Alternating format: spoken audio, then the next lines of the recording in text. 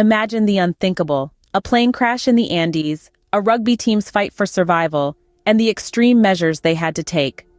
October 13th, 1972. A day etched in history for its horrifying tale of survival against all odds. The location: the unforgiving landscape of the Andes mountain range in Argentina. The Fairchild FH-227D, a chartered aircraft, was in flight, carrying 45 souls on board. These weren't just any ordinary passengers. This was a Uruguayan rugby team, along with their friends and family, bound together by the spirit of sportsmanship and camaraderie. Their journey, however, was destined for a tragic twist. Adverse weather conditions combined with navigation errors led to a catastrophic accident. The plane, once a symbol of human ingenuity and freedom, became a twisted wreck, lying cold and silent in the snow-covered peaks of the Andes. Out of the 45 people on board, 28 survived the initial crash. These survivors, now stranded in a hostile and alien environment, were about to face a test of endurance and humanity that few can fathom. The freezing temperatures of the Andes, especially during the night, are no place for the unprepared. The high altitude with its thin air exacerbates fatigue and quickly drains the energy reserves of even the fittest individuals. The survivors found themselves woefully under-equipped to face these harsh conditions. They lacked adequate supplies and clothing to fend off the biting cold. Their situation was dire, and their options limited. The coming days, weeks, and months would demand of them unthinkable decisions and sacrifices. The crash was only the beginning of a horrific ordeal that was yet to unfold. Their fight for survival was just starting, and it would push them to the very limits of human endurance and beyond.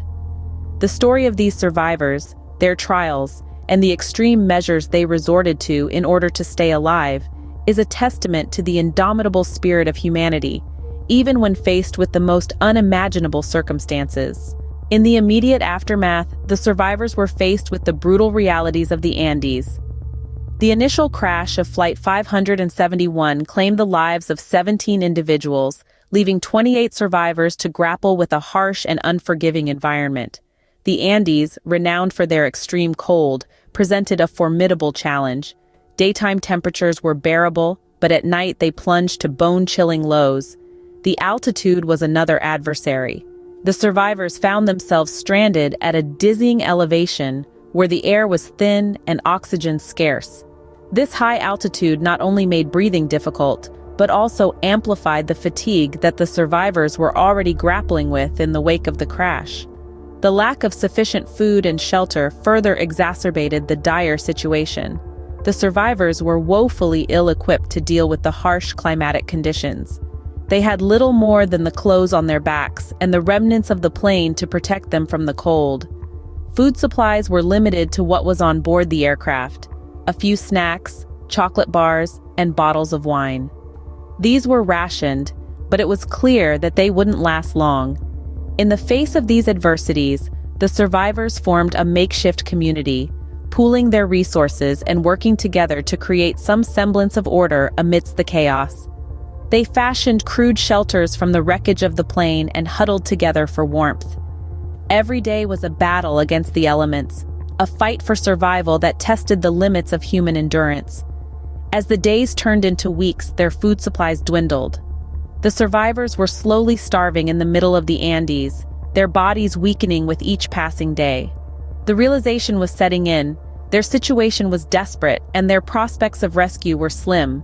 They were running out of food, their bodies were succumbing to the cold and altitude, and they were running out of time. Out of food and out of options, the survivors were faced with a chilling decision. Desperate times call for desperate measures, and this situation was no exception. In the harsh, unforgiving landscape of the Andes, the survivors of the crash were driven to the edge of human endurance. With supplies dwindling and the prospect of rescue fading with each passing day, they were left with a choice that would test their moral compass to its breaking point: to starve or to survive by any means necessary. The answer came in a form most of us would find unthinkable. Stranded in a frozen wasteland, the survivors turned to the only source of sustenance left to them: the bodies of their deceased companions.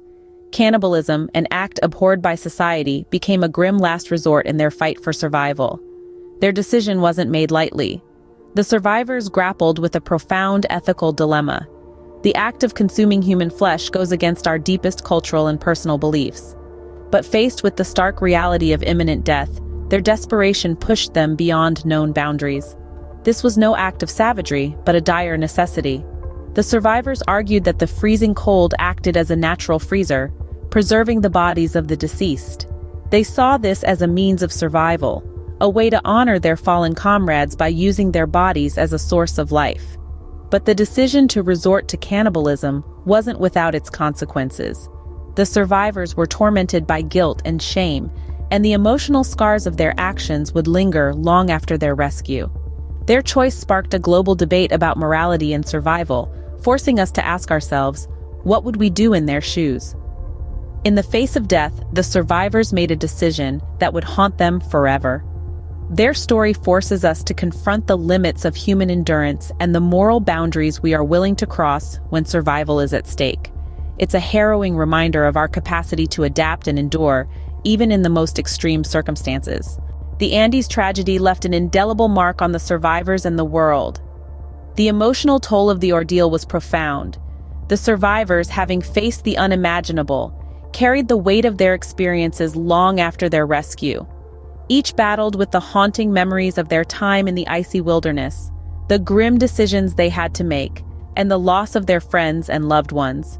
Their story is not just about physical survival, but also about the psychological resilience required to endure such brutal circumstances.